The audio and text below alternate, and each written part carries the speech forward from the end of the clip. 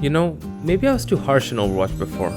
It's not that bad. This is the worst game ever made. I played for around 5 hours at launch, but I'm using the word played very generously because at least half of the time was spent waiting to get in. Blizzard took the phrase third time's the charm and wiped its balls with it because you could not play without 16 game restarts, 4.5 PC restarts, selling your soul to Bobby Kotick, and saying 6 unique slurs out loud so they can be sure you're racist enough to join the Overwatch community. Waiting in the queue to see if you can get into the game is more intense than anything you'll actually do within Overwatch. The most exciting thing I did was get in, and everything was just downhill from there. But enough hate for now, because Overwatch still has a clear path to redeem itself. Before getting into the future though, let's appreciate the present with things like the new rank system. It makes sure individual games are less punishing and instead evaluates players on longer term performance. 7 wins, you rank up.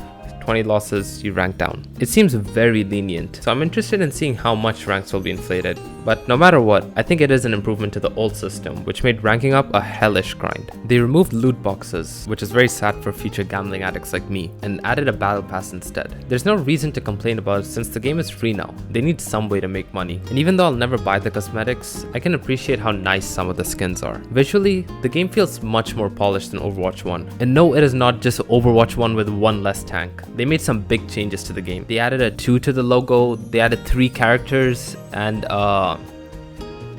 only 1 tank per team prevents beloved combos like Hog and Ball Torture. But tanks are so fun to play now, way more than the other roles, so I'll allow it. You just become an unkillable DPS basically. Not a big fan of scoreboards because I can't lie about my damage anymore, but on a more serious note, queue times are weirdly long, especially considering that the game probably has hundreds of thousands of concurrent players. And even when you do get into a game, there's always a good chance of getting kicked and having to wait an hour to play again. Rocket League was perfectly fine with over 1 million concurrent players when it went free to play. And even though the game is definitely less demanding than Overwatch, I'm surprised how horrible this launch was. Blizzard did multiple online tests, and Overwatch isn't exactly a small indie game, so they should have been prepared for this. They said they were getting DDoSed around launch time, but I don't know if they just made it up to stop getting bullied, because the situation did not improve for many days after the incident. It's also pretty weird how you can't play the game if you have a prepaid phone number. It's just a slap in the face to many low-income households. And on another note, why did they remove the concept of being on fire? It was a nice pat on the back when you popped off, a genuinely motivating feature, and they just got rid of it for no reason. They also forgot to delete Pharah. To address these issues, Blizzard is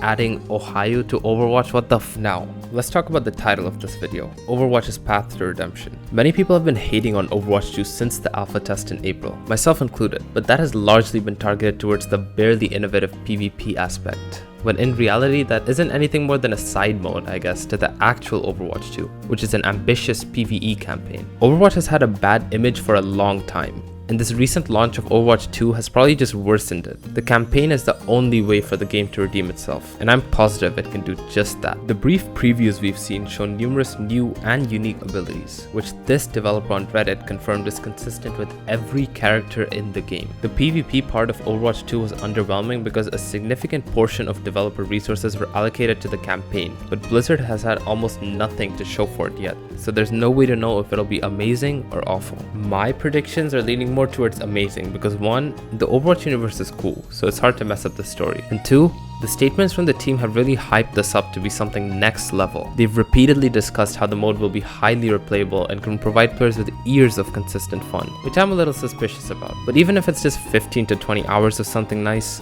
I'll be happy. Also, no matter how much you hate Overwatch, it would be disingenuous to pretend like it doesn't have a plethora of talented developers behind it. Even if they mess up the PvE, they'll still have high revenue because of the massive and dedicated fanbase the game has developed. But this redemption isn't for the current fans, obviously. It's for the rest of the world that sees all the tweets ridiculing the franchise, sees their favorite YouTuber call the game garbage, and sees how pathetic the last few days have been for Overwatch 2. For Overwatch and Blizzard to grow more, these are the people that need to be impressed, and the upcoming PvE may be the final path of redemption.